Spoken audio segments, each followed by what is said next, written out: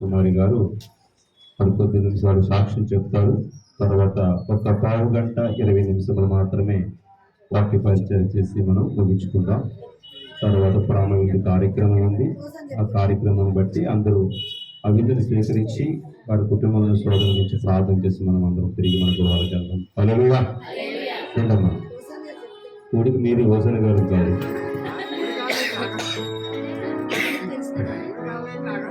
రండి, పర్వాలేదు, మీరే చెప్పచ్చు.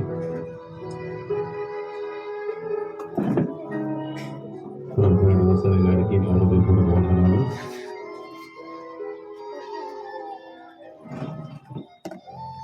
దేవాతి దేవుడికి చెల్లిస్తున్నాను.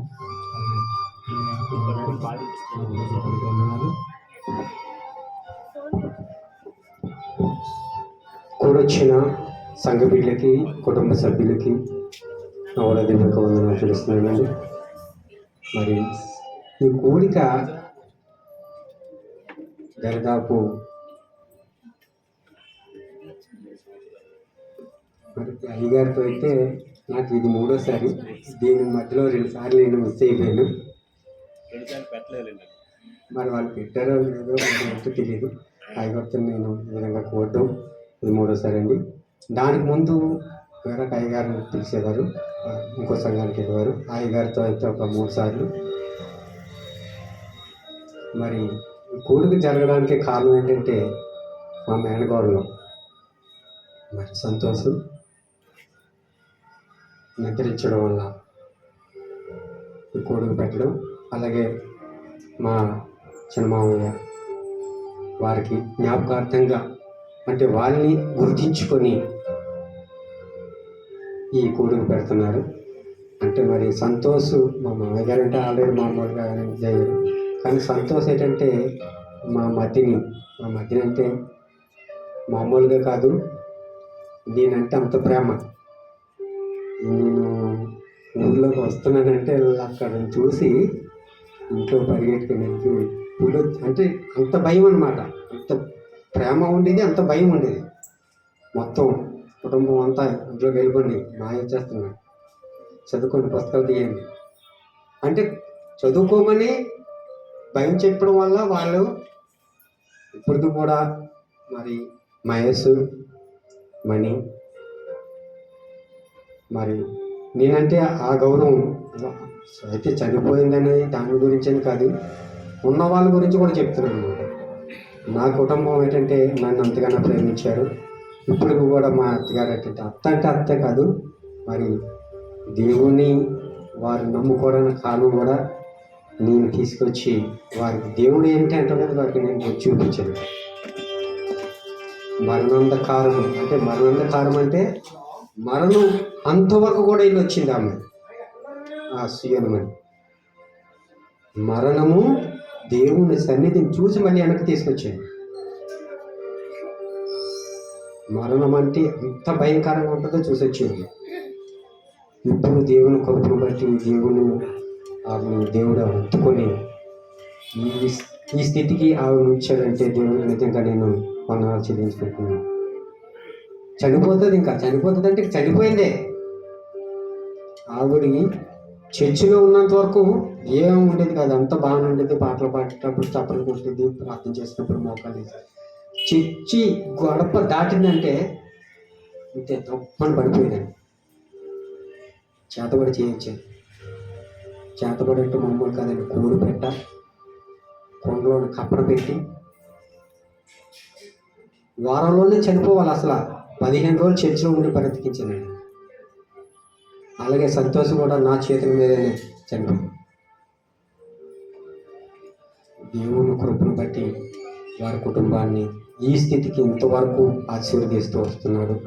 వారికి ఉన్న సమస్య ఇంకొకటి ఉండిపోయింది. ఆ సమస్య మీరందరూ ప్రార్థన చేయండి. కోర్టు సమస్య తీరిపోవాలి. అది ఉత్తరాల నుంచి మేము ప్రార్థన చేస్తున్నాము. సంఘము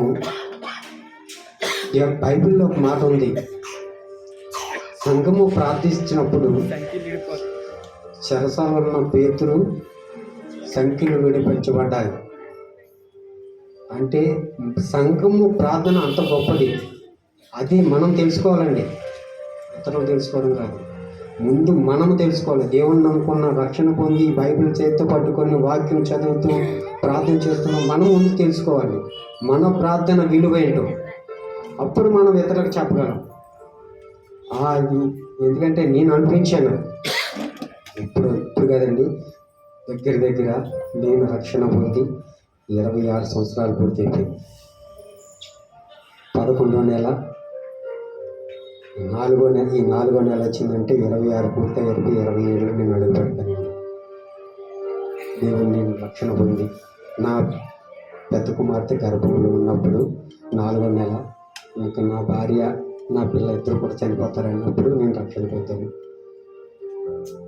మా అమ్మ నెలకి ఒక్కరోజే నీస్తి తినేది, కూర తినేది, అంత విగ్రహారాధన చేసి శుక్రవారం, శనివారం, మంగళవారం, తర్వాత బుధవారం ఏ రోజు ఉన్నది ఉండేది కాదు. 2 రోజులు ఉపవాసం చేసేసింది. ఉదయం ఉప్మా, మధ్యాహ్నం భోజనం, నైట్ ఉపవాసం. అంతలా ఉండే మనిషి మేము నమ్ముకోవడానికి కారణం కూడా ఆవిడే. నాకు ఫోన్ చేసి, నాన్న మీ ఆవిడ బాగలేదు, మన దేవుడిని నమ్ముకుందాం.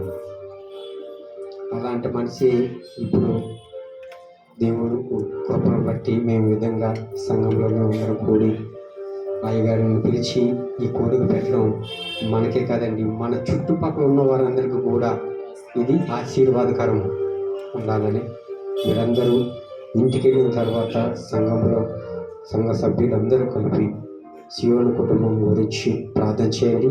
ముఖ్యంగా ఈ జత దేవుడు ఇవ్వాలని ప్రార్థన చేయమని మీరందరినీ మనస్ఫూర్తిగా కోరుకుంటూ సాక్షి దేవుడు దీవించిన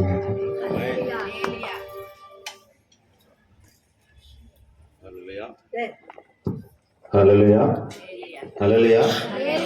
ఎక్కడ ఉన్నారమ్మా? ఇక్కడ ఉన్న వాళ్ళందరూ కూడా మరొకసారి దేవునికి స్తోత్రాలు చెల్లించండి. మరి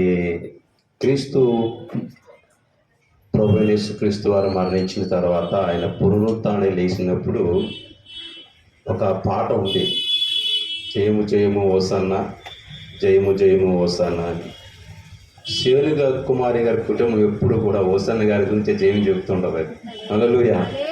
ఎందుకంటే ఆ బాధల్లో, కష్టాల్లో, శ్రమలో, ఇబ్బందుల్లో, ఓర్పులో, ఆలోచనలో కూడా తన యొక్క బాధను ఎవరితో వివరించుకుంటారంటే అతనితోనే. ఒక మంచి ఆలోచన కలిగిన వ్యక్తిగా, కష్టాలు ఈరోజు మనం ఎవరితో పంచుకోవాలనుకున్నప్పుడు మ్యాక్సిమం మనము ఎవరినైతే ఎక్కువ ప్రేమిస్తూ ఉంటామో వారితో పంచుకునేందుకు ఇష్టపడుతుంటాం. ఆ బాధ నుంచి కొద్దిగా మనకి విముక్తి, రిలాక్స్ కలుగుతుంది. దాన్ని బట్టి ఒక అడుగు ముందుకేసే ఆలోచన మనకు వస్తూ ఉంటుంది. కనుక పిల్లరా, ఈ మరణం అన్నది చాలా భయంకరమైన సమస్య లోకంలో. ఎందుకంటే మనము బ్రతికినంత కాలము కూడా ఇంకా రేపు కూడా బ్రతకాలనుకుంటాం, కానీ ఏ రోజు కూడా చచ్చిపోతాం అనుకోము, ఎప్పుడు అనుకోము. ఇప్పుడు కూడా ఏదైనా కష్ట పరిస్థితి వచ్చినప్పుడు, బాధాకరమైన సమస్య, అప్పుల బాధలు కానీ, లేకపోతే భార్యాభర్తల మధ్య వివాదములు కానీ, తల్లి కొడుకుల మధ్య వచ్చిన వివాదములు కానీ, ఇవి మన ఆత్మను బాధ పెట్టే విధముగా ఎప్పుడైతే ఉంటుందో ఆ సమయం అందు ఒక తీర్మానం చేసుకుంటాం, నేను బ్రతకడం వేస్ట్ అని. నన్ను అందరూ కూడా ఇలాగే బాధ పెడుతున్నారు, నేను బ్రతకడం వల్ల నాకు ప్రయోజనం ఏంటి అని కూడా మనం బాధపడుతూ ఉంటాం.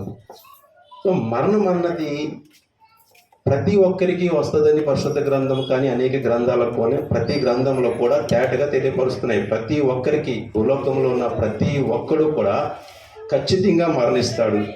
చూడండి, ఇక్కడ కీర్తన గ్రంథము 89వ అధ్యాయము 48వ వచనం ఒకసారి చదువమ్మా. కీర్తన గ్రంథము 89వ అధ్యాయము 49వ వచనము.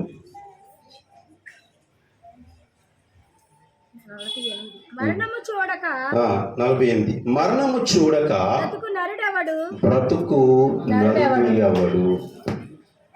చెప్పండి, ఈ రోజు మరణించలేని వ్యక్తి ఎవరైనా కనిపిస్తున్నారా? మనము ఈ విషయంలో మనం ఆలోచించుకుంటే లోకంలో ప్రతి ఒక్కరూ కూడా ఏదో రోజు అది ఏ రోజని మనం చెప్పలేం. సో ఈ లోకంలో ఉన్న ప్రతి దానికి కూడా ఒక గ్యారంటీ ఉంది, వారంటీ ఉంది, కానీ మనిషి జీవితానికి మాత్రము గ్యారంటీ లేదు. ఎందుకంటే అనుక్షణము భయమే. సో నిద్రించినప్పుడు చనిపోయిన వారు ఉంటారు, కొంతమంది రోడ్డు మీద దుర్మరణములు పొందిన వారు ఉంటారు, మరికొందరు ఆత్మహత్య చేసుకున్న వారు ఉంటారు, మరికొందరు వృద్ధాప్యము వయసంతా మీరిన తర్వాత మరణించిన వారు ఉంటారు. ఇలాగా రకరకాలుగా మరణం అందరినీ కూడా కావాలని కోరుకుంటుంది. హల్లెలూయా. సో ఈ మనిషికి మరణం ఉంది, కానీ ఆత్మకైతే మరణం లేదు. నరుని ఆత్మ యెహోవా పెట్టిన దీపం అని రాయబడి ఉంది. అంటే ఈ ఆత్మ ఎక్కడికి వెళ్ళాలి అంటే దేవుని దగ్గరికి చేరాలి. మనమందరం కూడా చాలామంది సినిమా నాలెడ్జ్ ఉన్న వాళ్ళు చాలామంది ఉన్నారు. పూర్వము భక్తి కలిగిన చిత్రాలు చాలామంది చూస్తూ ఉంటారు. ఎవరైనా మరణించినప్పుడు తనలోంచి ఆ హృదయంలోంచి ఒక జ్యోతి వెలిగి బయటికి లాగెళ్తూ దేవుని యొక్క సన్నిధిలో కలిసిపోద్ది, ఆయన శరీరంలో కలిసిపోద్ది. అంటే మనిషి బ్రతికి చనిపోయిన తర్వాత ఈ ఆత్మ వెళ్ళవలసిన ప్రదేశం ఏదైనా ఉందంటే అది దేవుని చెంతకు మాత్రమే చేరాలి. ఈ దేవుని చెంతకు చేరకుండా ఈ ఆత్మ నరకానికి వెళ్ళిపోతుంది అంటే కారణం ఏంటంటే మనిషిలో ఉన్న ప్రవర్తనలు, మనిషిలో ఉన్న అవివేక జ్ఞానము, మనిషిలో ఉన్న లోక తాత్పర్యమైన తంత్రమంత్రాలు ఇవన్నీ కలిసి మనిషిని ఒక చెడ్డ మార్గాన్ని ప్రయాణం చేసేలా చేసి మరణించిన తర్వాత ఆ మనిషి నరకానికి వెళ్ళే అవకాశం ఎక్కువ ఉంది. సో వేద గ్రంథాలు కానీ పరిశుద్ధ గ్రంథము కానీ ఎక్కడ కూడా తప్పలేదు చెప్పట్లేదు, కానీ మనిషి మాత్రమే తప్పు చేస్తున్నాడు ఇక్కడ. ఎందుకంటే భూలోకంలో బ్రతికినంత కాలం కూడా ఇది నాది అది నాది అనుకుంటూ బ్రతుకుతూ ఎవరితోనూ సఖ్యత లేక, సమాధానం లేక, ప్రేమ లేక, ఆప్యాయత లేక, అనురాగము లేక ఇష్టనివిడిగా తన శరీరమును పాడు చేసుకుంటూ తన ఆత్మను నశింపజేసే మార్గాన్ని ప్రయాణం చేస్తున్నాడు. కనుక మరణము ఎరగని నరుడంటే భూలోకంలో ఎవరు కూడా లేరు. కానీ ఆ మరణం ఎలాగ ఉండాలి అంటే ప్రసంగి గ్రంథకర్త 6వ అధ్యాయం 3వ వచనంలో మాట్లాడుతున్నమాట. చదువుకుందాం ఒకసారి.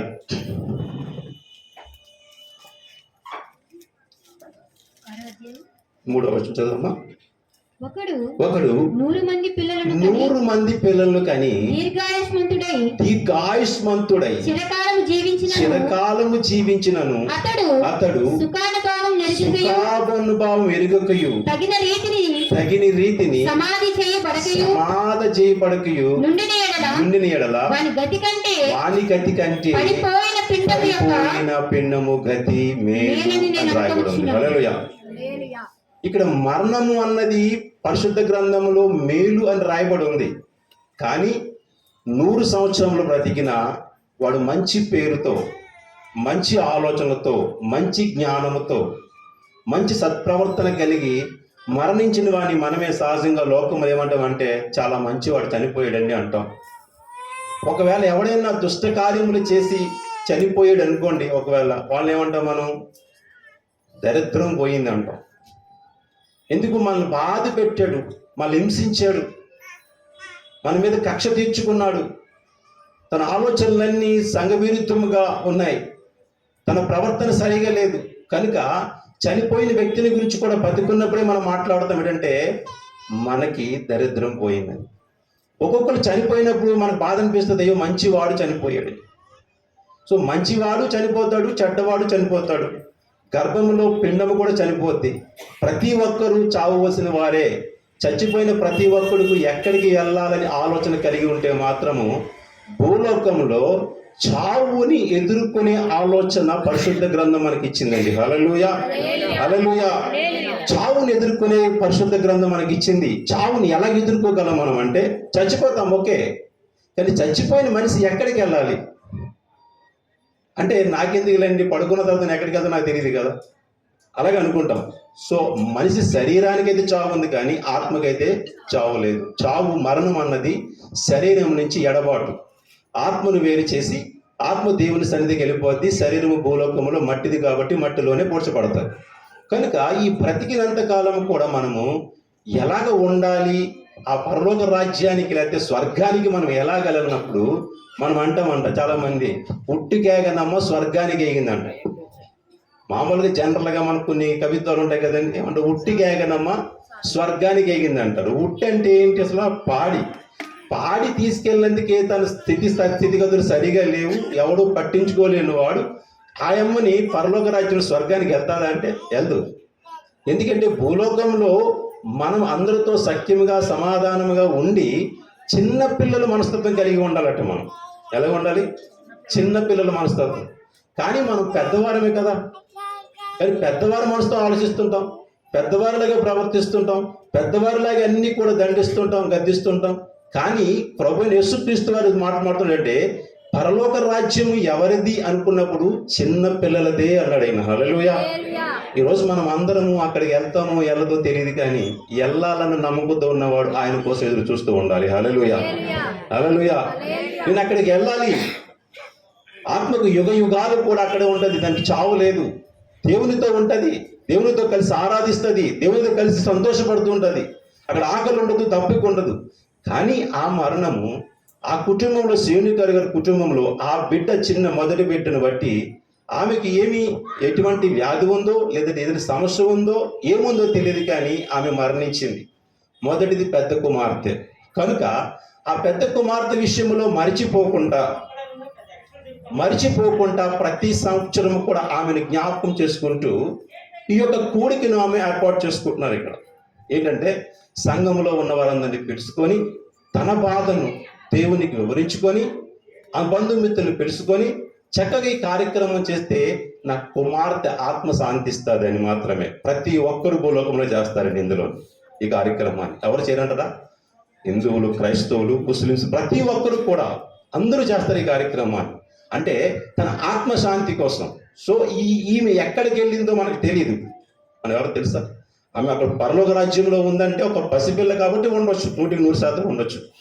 వివేక జ్ఞానం ఎవరైనా ఉన్నవారు చనిపోతే పరలోక రాజ్యంలో ఉంటామంటే మనం నమ్మవసరం లేదానికి. ఎందుకంటే అది జ్ఞానం వచ్చేసింది కాబట్టి, వాళ్ళు లోకరీతిగా బ్రతికారు కాబట్టి, వాళ్ళు చేసిన పొరపాట్లు ఉంటాయి కాబట్టి వాళ్ళు ఎట్టి పరిస్థితుల్లో పరలోక రాజ్యంలో కానీ స్వర్గంలో కానీ ఉండలేదు. కనుక ఆమె చిన్న బిడ్డ కాబట్టి ఖచ్చితంగా చెప్పొచ్చు పరలోక రాజ్యంలో ఉంది. సో చనిపోయిన వ్యక్తి పరలోక రాజ్యంలో ఉంది. ఇప్పుడు మనం అందరం నమ్ముతాం. కానీ ఇప్పుడు ఈ వ్యక్తి కోసము ప్రతి సంవత్సరం ఎంతో ధనమును వ్యత్యాసం చేసి సమయమును వ్యత్యాసం పెడుతున్న ఈ కూడిక దేనికోసం అంటే తన ఆత్మను శాంతించడం కోసమే. సో ఇప్పుడు తన కూతుర్ని చూడలేకపోవచ్చు, కానీ రేపొద్దున తన ఆత్మ కూడా శరీరం విడిచి వెళ్ళినప్పుడు ఆమె ఎక్కడికి వెళ్ళాలి? చెప్పండి, ఎక్కడికి వెళ్ళాలి? ఇప్పుడు ఇన్ని సంవత్సరాలు బట్టి కూడికి పెడుతున్న తల్లి, ఇందాక చక్కని సాక్ష్యం చెప్పారు బ్రదర్, ఏంటంటే ప్రార్థన అనేకమైన బలమైన కార్యాలు చేస్తుంది, దేవుడు అనేకమైన శక్తివంతమైన కార్యములు చేస్తాడు. సో దాని యందు మనం ఎవరైతే భయభక్తులు కలిగి జీవించగలుగుతామో ఖచ్చితంగా అక్కడ మనం ఆయన చూడగలుగుతాం. సో ఆ రాజ్యాన్ని మనము సొంతం చేసుకోగలుగుతాం. కనుక ఈ 100 ఏళ్ళు మనం ఎలాగ బ్రతికేమన్నది కాదు, కానీ దేవుడిలో ఎలాగ బ్రతికేము అన్నది సొసైటీకి కావాలి. హల్లెలూయా, హల్లెలూయా. ప్రకటన గ్రంథము 3వ అధ్యాయంలో 1 నుంచి 2-3 మాటలు చదువుకుందాం. సార్దీసులో ఉన్న సంఘపు దూతకు ఇలాగ రాయబడును. 7 నక్షత్రములను దేవుని 7 ఆత్మలను గలవాడు చెప్పు సంగతి ఏమనగా నీ క్రియలను నేను ఎరుగుదును. ఏమనగా జీవించుచున్నామన్నా పేరు మాత్రం ఉన్నది కానీ మనం ఎవరు మాట? నాకు ప్రాణం ఉందండి, షర్ట్ వేసుకున్నానండి, బంగారం వేసుకున్నానండి, చెప్పులు వేసుకున్నానండి, ఏమండి 4 బ్రాస్లెట్లు పెట్టుకున్నానండి, ఉంగరాలు పెట్టుకున్నానండి, పేరుకు మాత్రం మనం జీవిస్తున్నాం. కానీ మనం యాక్చువల్ ఎవరమాట? ఇప్పుడు అందుకే ఏంటంటే ప్రభునందు మృతి చెందిన మృతులు ధన్యులట. ఇక్కడ మనము ధన్యులమా వాళ్ళు ధన్యులు అని ఒకసారి ఆలోచించుకుంటే మనం ప్రభునందు ఉన్నామా లేదా మనం గమనించుకోవాలి. సో ప్రభునందు ఉంటేనే మనం ధన్యులము. ప్రభునందు లేకుండా మనం జీవించుచున్నామన్న పేరుకు మాత్రం తప్ప మనం ఎట్టి పరిస్థితుల్లో ధన్యులము కాదు, మృతులతో సమానము. ప్రతి ఒక్కరము కూడా ఏదో ఒక రోజు ఈ లోకమును విడిచి వెళ్ళవలసిన పరిస్థితి వస్తుంది. గత 4-5 రోజుల క్రితము నా కళ్ళ ముందు ఘోరమైన ఒక యాక్సిడెంట్ చూశాను నేను. 2 భార్యాభర్తలు అగనంపూడి టోల్ గేట్ దగ్గర నుంచి వస్తున్నప్పుడు పాపం వాళ్ళు బ్యాంక్కి వెళ్తున్నారు. తన పసిపిల్లలు 2 ఊర్లో ఉన్నారు. వాళ్ళు పండక్కి పిల్లలు ఊర్లో విడిచిపెట్టి వచ్చి 30 సంవత్సరాల వయసు, 2 కూడా ఆ టిప్పర్ వెనకత్తల భాగంలో 2 టైర్ల మధ్యన ఎలా వెళ్ళారో కూడా పోలీసులకు కానీ ఎవ్వరికి అంతు చిక్కట్లేదు ఈరోజు. 2 కూడా అనమాట స్పాట్లు చనిపోయారు. ఆయమ్మ పేగులన్నీ బయటకు వచ్చేసాయి, గుండెకాయ ఎగిరిపోయి అక్కడ పడింది. నా కళ్ళారా చూశాను అనమాట. అనిపించింది, చూడండి మనిషి జీవితము కనురెప్ప పాడుది. ఎప్పుడు మనం ఏమైపోతామో ఎవరికి తెలియదు. బ్రతికి ఉన్నాళ్ళలో కూడా ప్రతి ఒక్కరూ సంతోషంతో, సమాధానంతో, ఆనందముతో ఒకరినొకరు ప్రేమ కలిగి ఉండాలి. ఈరోజు లోకంలో ప్రేమ కరువు అయిపోయింది. దేవుడి యందు భయభక్తులు లేవు. విచ్చలవిడిగా అల్లరితో కూడిన ఆటపాటలు, సెల్ ఫోన్లు, టీవీలు, సినిమాలు, డ్యాన్సులు, షికార్లు, ఇవన్నీ మన జీవితం అనుకుంటున్నాం. కానీ అసలైన జీవితము మనకు ఒకటి ఉంది, అది ఎవరూ కూడా గమనించలేకపోతున్నాం. ఏంటంటే ఇది వయసు. మనిషిని వయసు ఏం చేస్తుందంటే పాడు చేస్తుంది. ఈ లోకంలో ఉన్న ప్రతి వస్తువు మనిషిని పాడు చేస్తుంది. మనం తినే వస్తువు కూడా మనల్ని పాడు చేస్తుందండి. ప్రతిదీ కూడా మన కళ్ళ ముందు చిన్న పిల్లలను చూడండి, చక్కని వాయిద్యంలో వాయిస్తున్నాడు. ఆ కుర్రోడు వయసు ఎంత ఉంటుంది అంటారు? ఎంత నాన్న వయసు? 10 సంవత్సరం. ఎంత? 10 సంవత్సరములు. ఆ బిడ్డలో వాయిస్తుంటే చాలా మంది అక్కడి నుంచి చూస్తూ ఆ లోపల నుంచి 3-4 సార్లు తల్లిని చూస్తున్నారు నా కుర్రను చూసి. ఆ వయసు ఎంతంటే ఆ చిన్న పిల్లడు నడవవలసిన త్రోవ నడుస్తున్నాడు. ఇప్పుడు ఈరోజు మనము కానీ మన పిల్లలకు కానీ మనం నేర్పిస్తున్నది ఏంటంటే నడవవలసిన త్రోవను మనం నడిపిస్తున్నామా లేదా గమనించుకోవాలి. లేదా మరణం నుంచి 3 పాఠాలు మనం నేర్చుకోవచ్చు. కానీ ప్రసంగం ఎక్కువ చెప్పుకున్నా సమయం అయిపోద్ది. తర్వాత భోజనాలు ఉంటాయి, తర్వాత ఆటోలుండో ఏమో బస్సులుండు అనే యాత్ర ఉంటుంది. కనుక కొన్ని మాటలు మనం జ్ఞాపకం చేసుకొని మనం త్వరగా ముగించుకుందాం. ప్రసంగి మొదటి నుంచి వచ్చిన చదవండి, త్వరగా చెప్పిన తైలం అంటే మంచి పేరు మేలు. ఒకడు జన్మదినముల కంటే మరణం ఏమంటుంది? మేలట. వెండి బంగారులు సుగంధ ద్రవ్యములు మనం ఎన్ని సెంట్లు పూసుకున్నా దానివల్ల ఉపయోగం లేదు. కానీ మనిషి మరణించిన తర్వాత చెప్పుకున్న మాటలు బట్టే మనిషికి మేలు, తన ఆత్మకు మేలు. కనుక మనము మరణించడం మేలని పరిశుద్ధ గ్రంథం చెప్తుంది. ఎందుకంటే ఎంతవరకు మనము ఎలాగోనమాట లోకరీతి అయిన శరీరంలో కలిసి ఉన్నాం, లోకస్తులతో జీవిస్తున్నాం, లోకంలో బ్రతుకుతున్నాము. ఇక్కడ మరణ దినము మేలు అంటే అర్థం ఏంటంటే ఇక్కడ ఎడబాటు అయిన తర్వాత మనం ఎక్కడికి వెళ్తాం? దేవుడి దగ్గరికి వెళ్తాం. కనుక ఎన్నాళ్ళు బట్టి మనల్ని విడిచిపెట్టిన దేవుడు మాట్లాడుతున్న మాట ఏంటంటే మరణము మేలు అని అంటే నువ్వు నా దగ్గరికి వస్తావని అర్థం. హల్లెలూయా. మనం ఎక్కడికి వెళ్తాం? అప్పుడు ఆయన దగ్గరికి వెళ్ళాలని కోరిక, ఆయన దగ్గరికి వెళ్ళాలని ఆశ కలిగిన వాడు ఎవరంటే దేవుడు మాత్రమే. మనం కొంతమంది కోపం వస్తే నా ఇంటికి రాక అంటాం, ఖచ్చితంగా చెప్పేద్దాం మాట లేకుండా.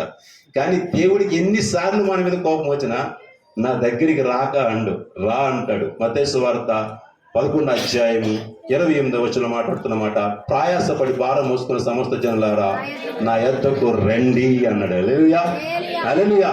అనేక శ్రమలు, అనేక బాధలు, అనేక ఇబ్బందులు, అనేక శోధనలు ఇవన్నీ అనుభవిస్తూ కూడా మన కుటుంబస్తులే మనం రావద్దని చెప్పేస్తాం. ఉమ్మడు లేకుండా ఇంటి పక్కలు మరి రావు, మా ఇంటికి రాగమంటాం.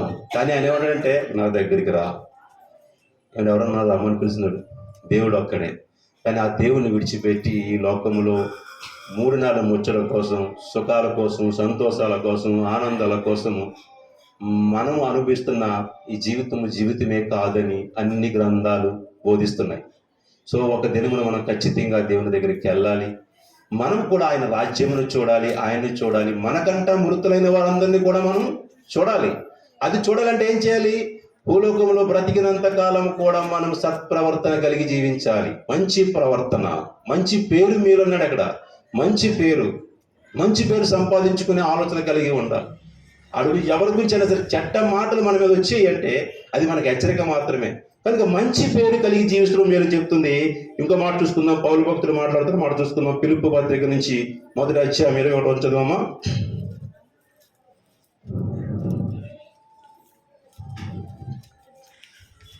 ఫిలిప్పు మొదటి అధ్యాయం 21. మరణ దినము మేలు నా మట్టుకైతే బ్రతుకుట క్రీస్తే, బ్రతుకుట దేవుడే, చావైతే లాభము. ఇక్కడ పౌలు భక్తుడు కూడా మాట్లాడుతున్నాడు, చచ్చిపోయిన పర్వాలేదు లాభమే కావాలన్నాడు. దేనికోసం చావాలనుకున్నాడు ఆయన? చావుకి ఎవరైనా సరే భయపడతారు, ప్రతి ఒక్కరు భయపడతారు, కానీ చావనందుకు సిద్ధంగా ఉన్నాడు ఆయన. హల్లెలూయా.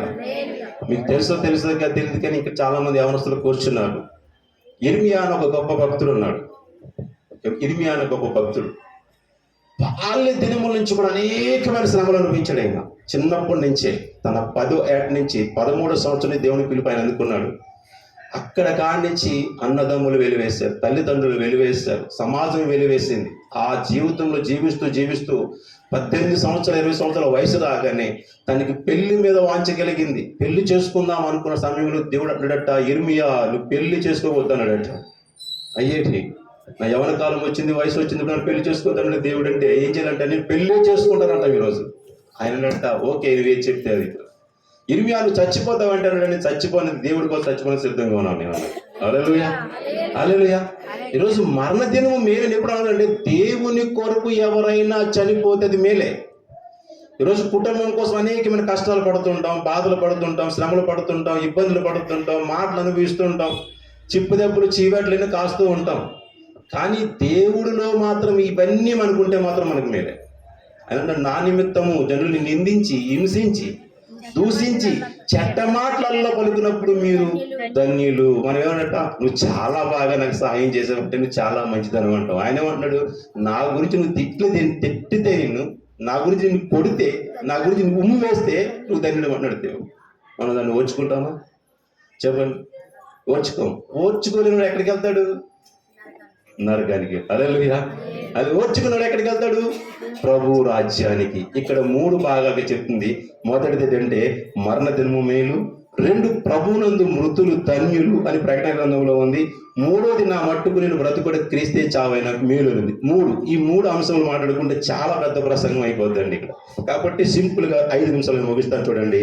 మొదటిది చచ్చిపోతే లాభం ఏంటంటే 1 కొరింథీ పత్రిక 15వ అధ్యాయము 42, 43, 44 చదువుకుందాం. 1 కొరింథీ పత్రిక 15వ అధ్యాయము 42. మృతుల పునరుత్థానమును అలాగే శరీరము క్షయమైనదిగా ఎత్తబడి అక్షయమైనదిగా. ఈ శరీరమును క్షయమైనదంటే పాడైపోయిన దానిగా ఎత్తబడి అక్షయముగా లేపబడును. ఏమవుతుందని మన శరీరము? ఏంటి లాభము చెప్పండి? ఏంటి లాభం మనకి? ప్రభువునందు మనం జీవిస్తే, దేవుళ్ళలో మనం బ్రతికితే, మంచిగా ఉంటే, 10 మందిలో సమాజంలో అందరికీ విలువనిచ్చి బ్రతికితే, అందరికీ మేలు చేసేవారుగా ఉంటే, కీడుని అనుభవిస్తే మనము ఆత్మీయతో ఎత్తబడతాం. మనం అక్షయముగా ఎక్కడికి వెళ్తాం? మనము నేరుగా ఆయన దగ్గరికి వెళ్తాం. మొదటి లాభము.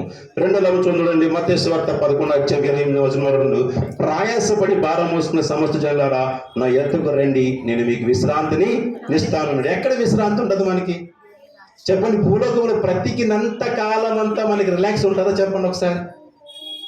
రాత్రి పడుకున్నప్పుడు చాలా అలసిపోయి పడుకుంటాం, తెల్లారైతే మళ్ళీ టెన్షన్స్, పనికి వెళ్ళిపోవాలి, స్కూల్కి పంపించాలి, అది చెయ్యాలి, ఇది చెయ్యాలి, మనకి విశ్రాంతి అనేది ఉన్నదా?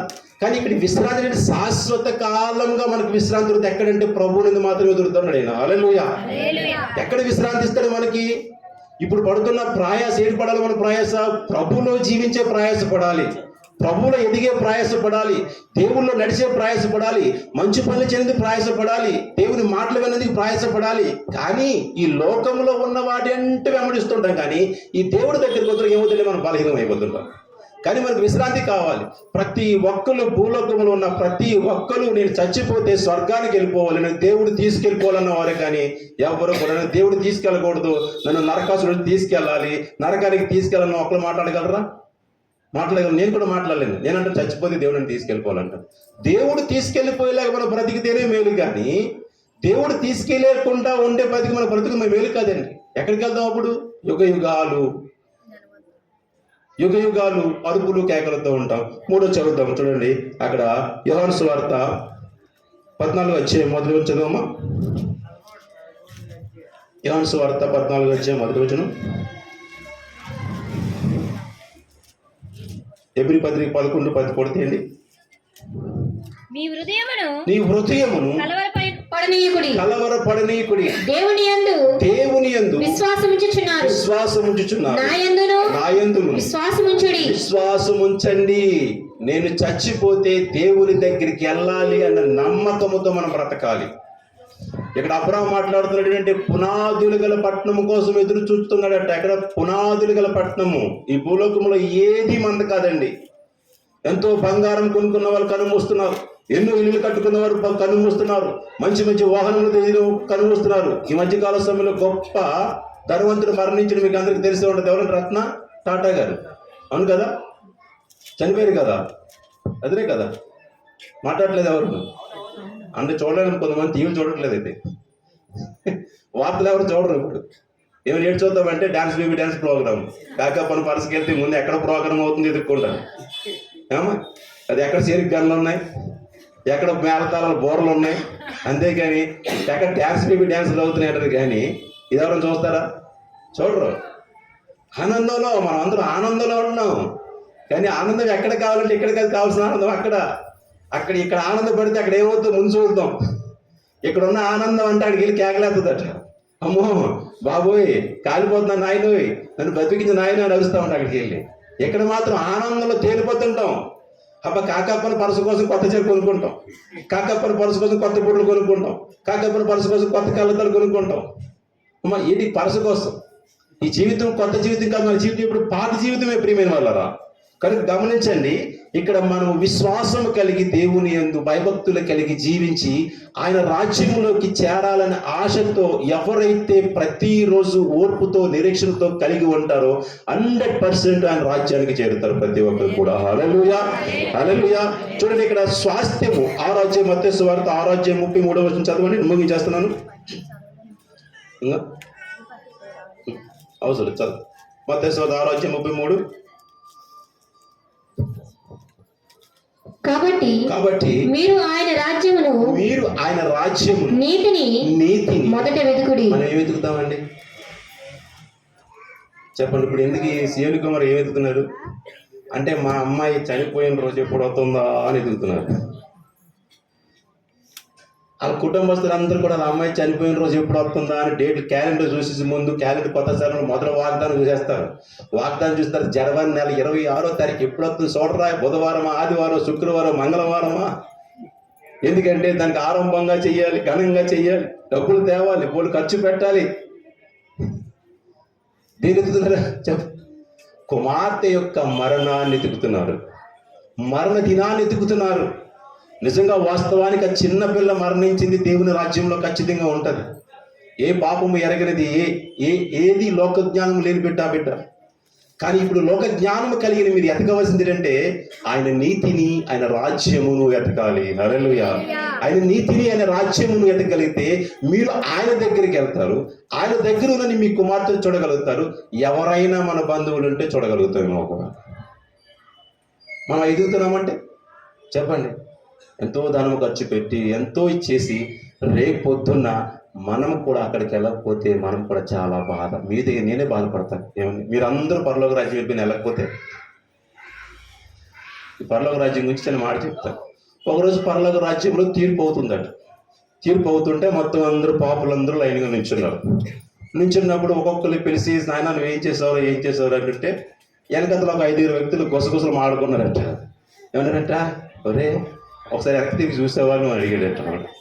ఏంట్రా అమ్మా ఒకసారి ఏనండి తల్లి, ఫోన్ మీదే తల్లి, నాది కాదు, ఇంటికి వెళ్ళి కూడా చూసుకోవచ్చు, దయచేసి మంచి మాటలు వినండి. ఏమనుకో కోపడకండి, కోపడితే నేను లోనకి తప్ప ఎవరికి వినపడకుండా తిట్టేయండి, పర్లేదు.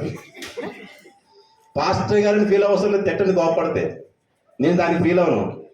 కానీ మంచి మాటలు వింటే మీ హృదయంలో ఒక విత్తనం నాటుకుంటే రేపొద్దున మీ భవిష్యత్తు, మీ ఆలోచనలు, మీ బిడ్డల మీద, మీ భర్తల మీద ఒక బాధ్యత కలిగి జీవించగలుగుతారు.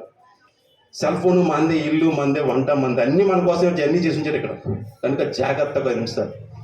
అప్పుడు వెళ్ళిన తర్వాత వీళ్ళందరూ మాట్లాడుకున్న మాటలు చూస్తే ఇక్కడ నలుగురు వ్యక్తులు మాట్లాడుకున్నారట.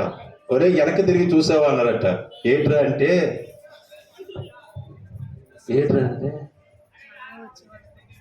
మన వెనకతలు ఎవరన్నా తెలుసా? మన వెనకతలు ఎవరన్నా తెలుసా అండి. ఎవరు అంటే ఒరే గట్టిగా మాట్లాడి ఇక్కడ పాస్టర్ గారు ఉన్నాడు కదా. ఎవరున్నారు కదా? ఎవరున్నదమ్మా? పాస్టర్ గారు. అంటే పాస్టర్ గారి తీర్పులో ఎందుకు వెళ్ళేది? అది మనిషి సత్యమైన యథార్థమైన నీతిని రాజ్యాన్ని వెతకలేనప్పుడు దేవుని దృష్టిలో పాపి ఎంతో పాస్టర్ కూడా అంతే.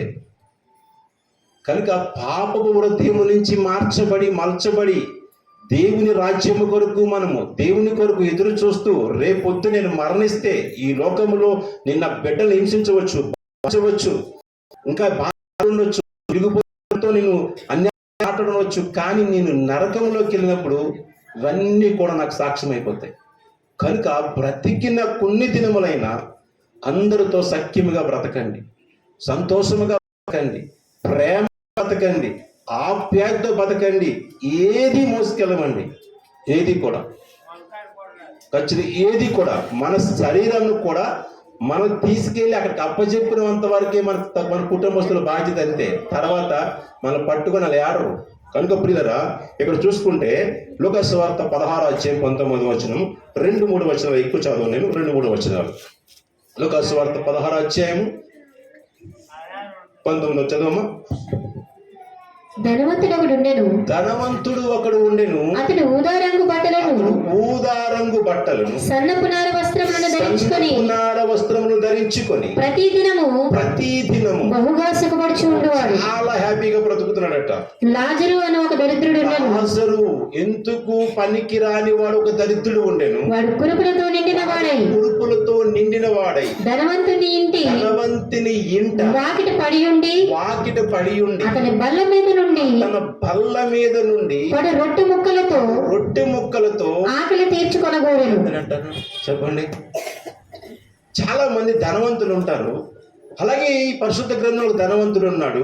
ఈ లూకా సువార్తలో 4 ధనవంతులు ఉంటారండి. 4 ధనవంతులు. ఇందులో ఒక ధనవంతుడి గురించి మాట్లాడుతున్నాం మనం. ఒకడు సమకూర్చుకునే ధనవంతుడు, ఒకడు పరలోక రాజ్యానికి వెళ్ళాలంటే ఏం చేయాలి అడిగిన ధనవంతుడు.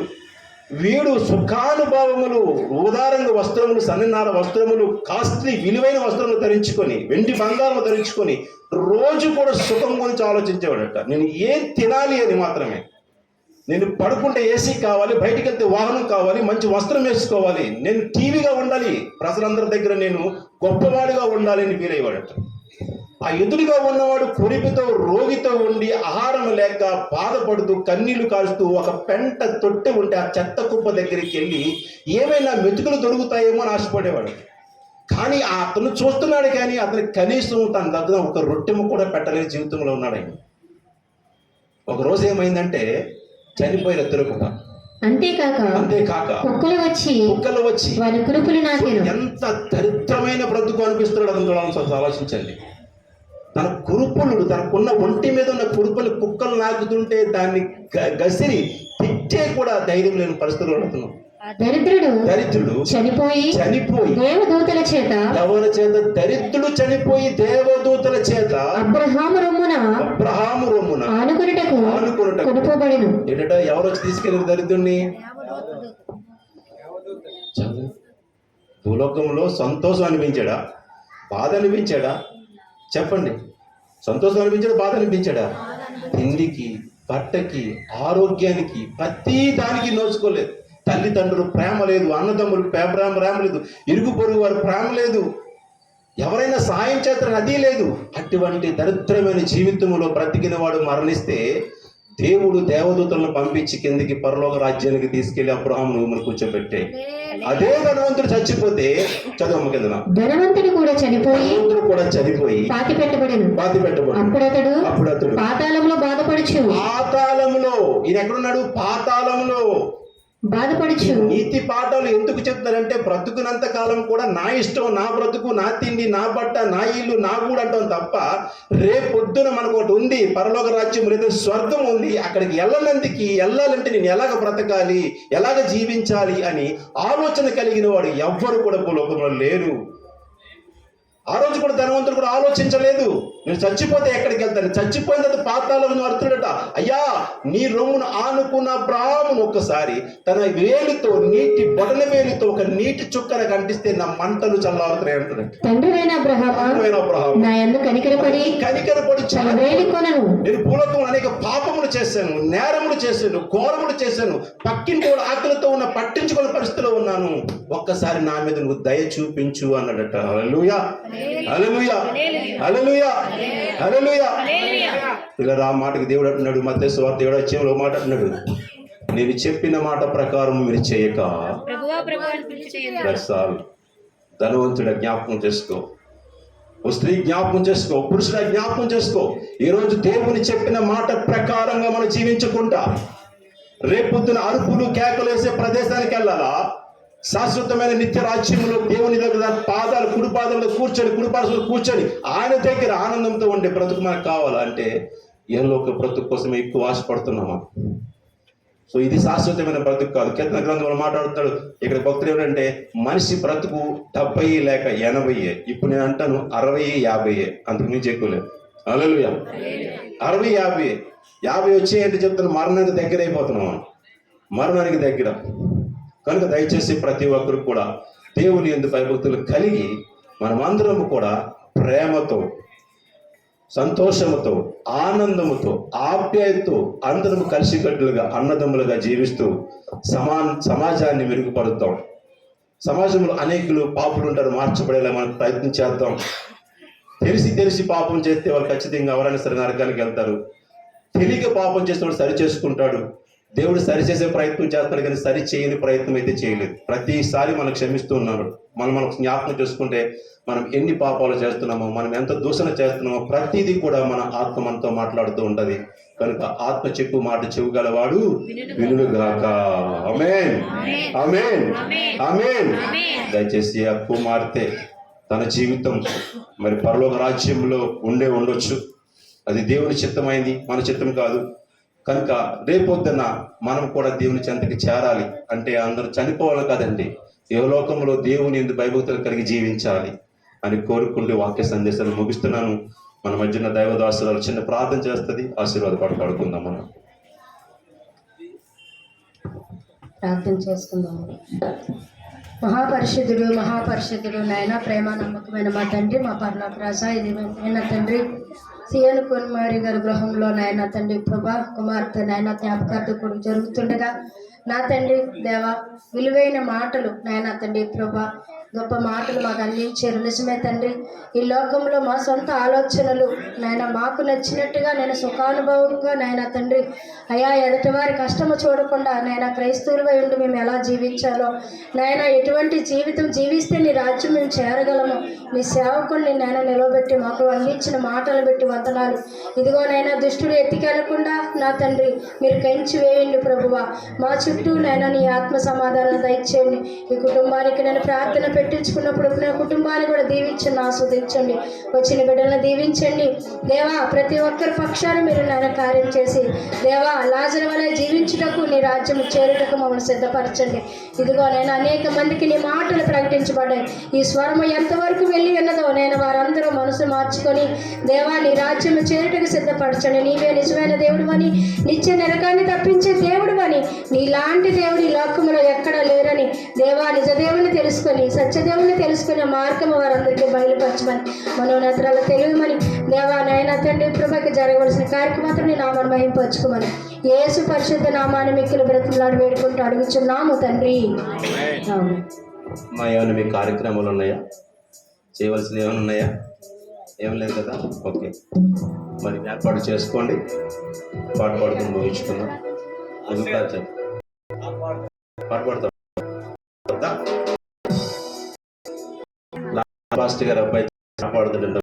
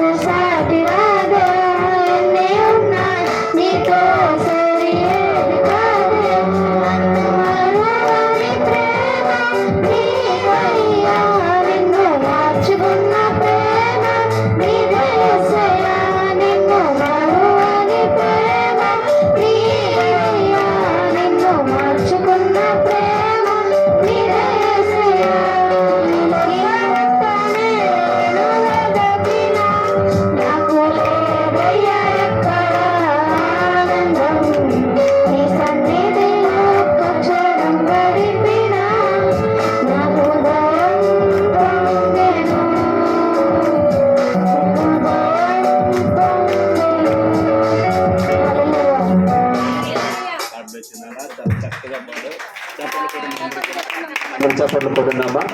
మరి మనం కూడా అలాగే ఆ బిడ్డ ఒక మాదిరి తీసుకోవాలి అందరూ కూడా మనం. ఎందుకంటే చిన్న వయసులో దేవుడు చక్కని జ్ఞానం ఇచ్చాడు.